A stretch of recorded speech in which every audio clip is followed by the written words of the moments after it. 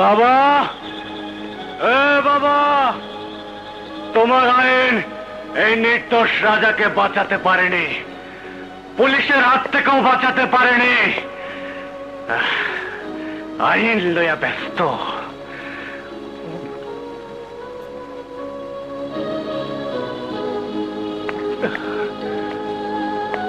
এই বাবা, এই দেখো দেখো, তোমার রাজা প্রকাশ্য রাস্তায় ঘুরে বেড়াচ্ছে, মদ খাচ্ছে, মদ মদ।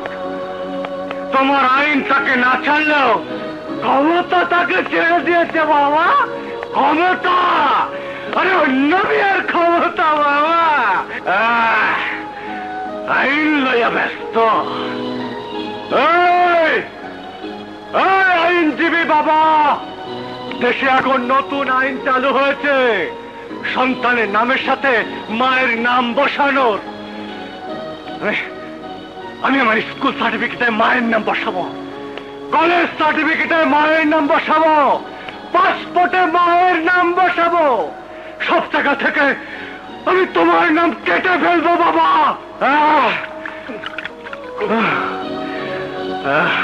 আইন লইয়া ব্যস্ত।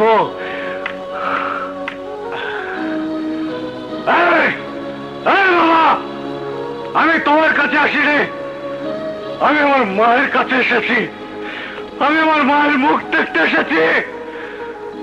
আইন লইয়া ব্যস্ত।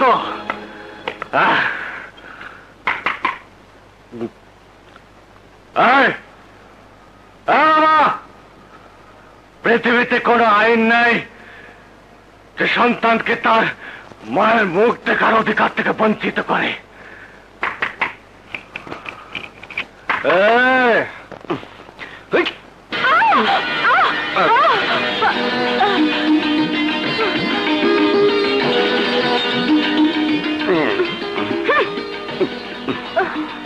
আরে কে আপনি?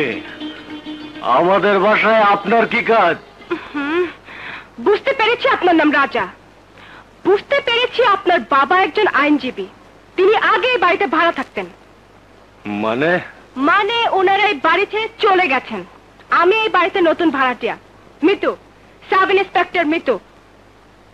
আচ্ছা, আমার আইনজীবী বাবা এখন কোথায় আছে বলতে পারেন? বাহ, চমৎকার।